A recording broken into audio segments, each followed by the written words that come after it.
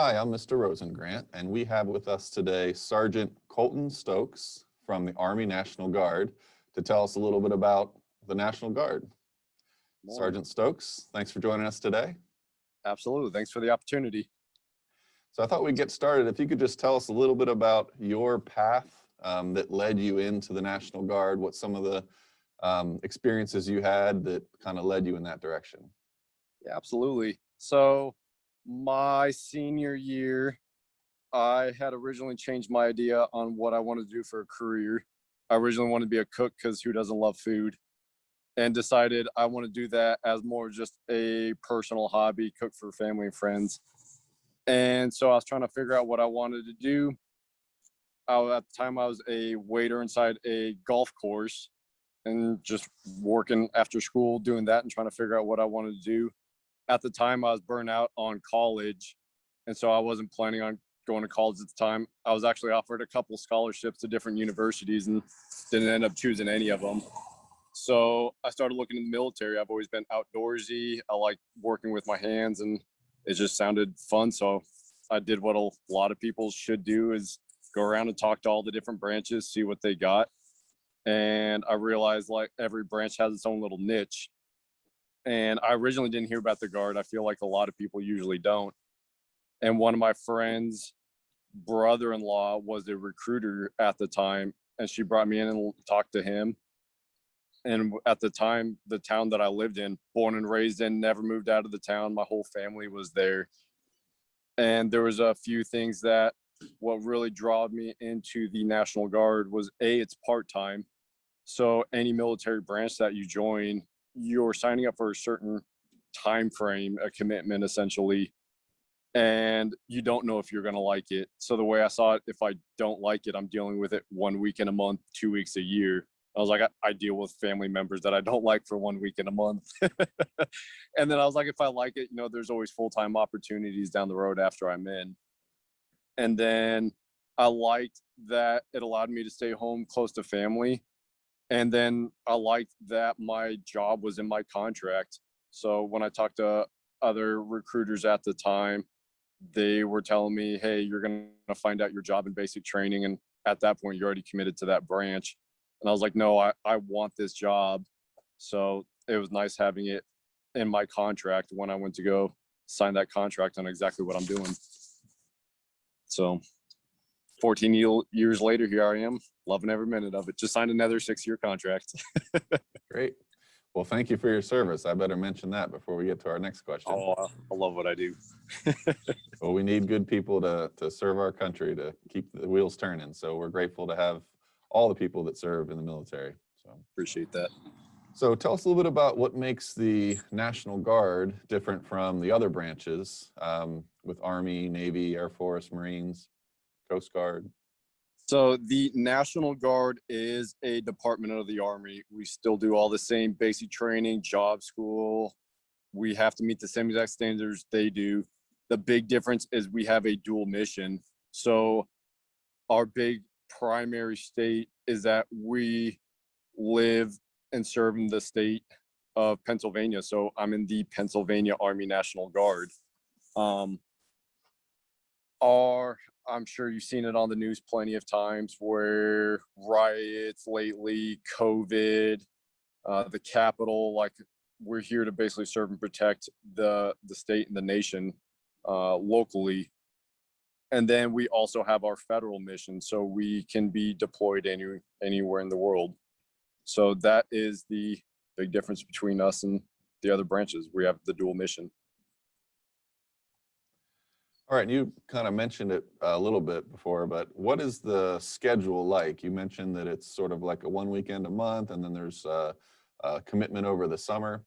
Yeah, absolutely. So traditionally, it's at least 1 week in a month, 2 weeks, about 95% of the time it's during the summer.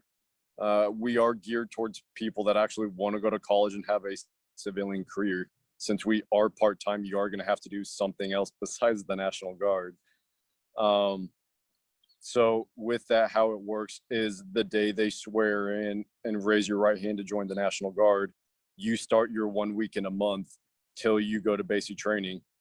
At that 1 week in a month, you're in what's called the recruit sustainment program, where we have personnel that essentially teach you what you're going to learn at basic training to try to prep you for it. And it's a couple $100 for the weekend usually. And then once you go to basic training, it's 10 weeks long, followed by your job school. So whatever job it is you ended up picking, you go to that job school right afterwards. And then you come back to the state and just train on your job 1 week in a month and 2 weeks a year. As for commitment wise, we have 3-year, 4-year, and 6-year contracts. And the only time there are different stipulations for some things, like a high school junior, you can join as a high school junior and go to basic training between your junior and senior year during the summer, come back, do 1 week in a month during your senior year. And then once you graduate, you go to your job school. Something like that's called the split train option and requires a 6-year contract. Because by the time you're trained up on your job, if they allowed you to do a 3-year contract, they're going to get about a year's worth of work out of you before you get out.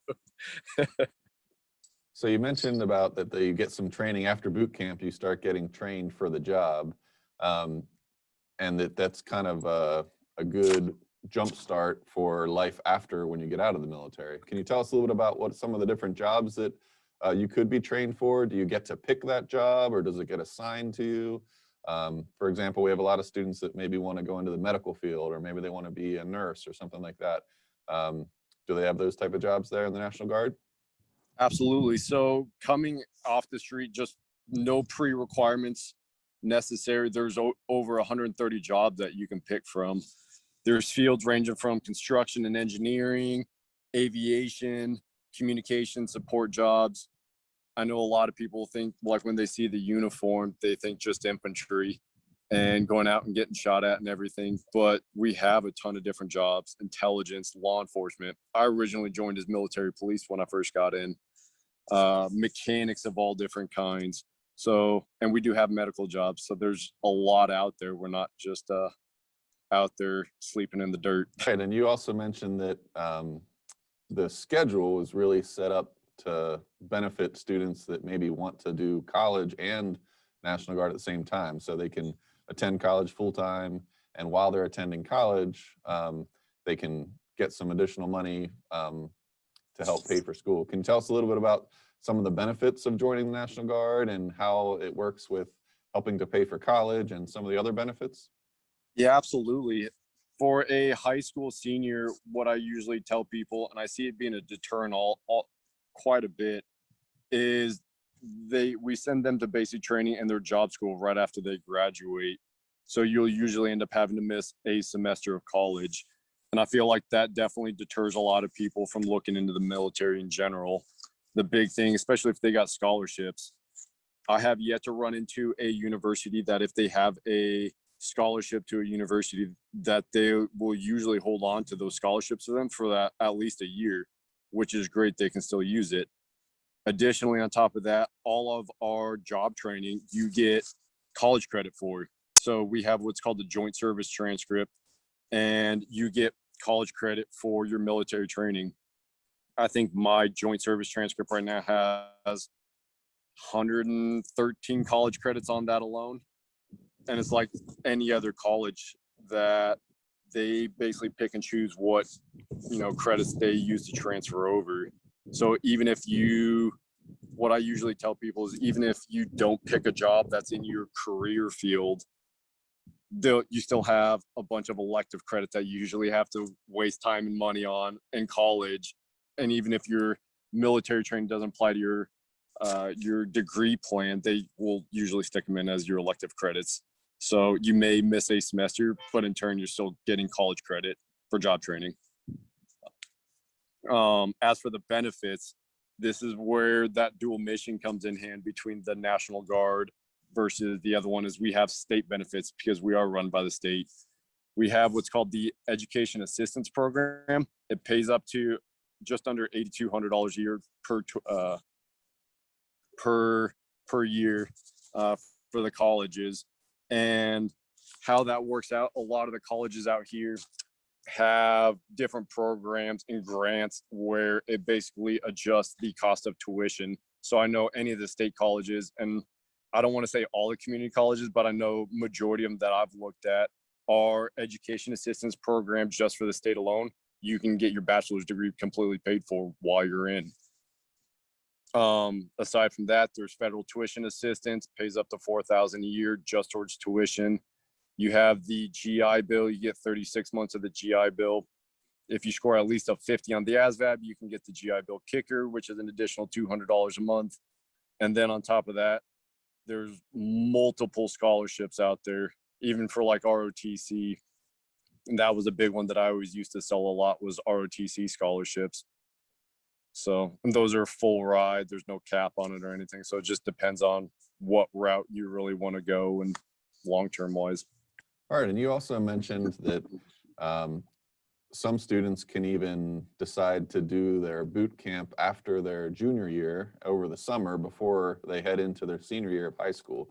Can you tell us a little bit more about how that works, and when do they have to decide to do that, and what are some qualifications that they would need to have to be able to do that? Absolutely. So if somebody's looking in their junior year, they have to be at least 17. I don't see too many 18-year-old juniors, but if you're 17, you still need parental consent, so your parents have to sign off on it. The time to join is usually starts around October of their junior year is when they can start joining for that process. And up until about this point in the year, so April is kind of pushing it on the end, because basic training slots are limited during the summer. So it's all first come, first serve. So the sooner in their junior year, the better. Like I said, how that works, say if they join in October of their junior year, they do 1 week in a month during their entire junior year. They're getting paid for it. So it's a nice job while they're in high school. They go to basic training for the 10 weeks during their summer vacation. And then once they come back their senior year, they do 1 week in a month again at the same program. And once they graduate, they go to their job school. So it sounds like if there's current juniors listening to this now and they're interested in that, they got to reach out to their recruiter soon, because it's we're into April right now, right? It's definitely crunch time on that right now. Yeah. So then if a student watching this is interested in learning more about the military, and it's something that they're thinking about, they want to learn more about the National Guard, how do they reach out to a recruiter? I mean, they can always call or text me at 610-733-8951. They can always find me on Instagram at SFC_Stokes, STOKS, or they can go on the National Guard website and just input their information in the system. It'll ping a recruiter in their area. So they could even like go to Google and just type in National Guard recruiter near me or something like that, and it'll bring up the closest office. Yep, absolutely. I'm located just off of Fruitville Pike down in Lancaster. So you have the Walmart right just north of the 30 that is on Fruitville Pike. I'm in that parking lot. So they can always stop in and see me if they're in Lancaster too. All right, Sergeant Stokes, thanks so much for joining us and giving us information about the Army National Guard. Absolutely appreciate it. Thank you.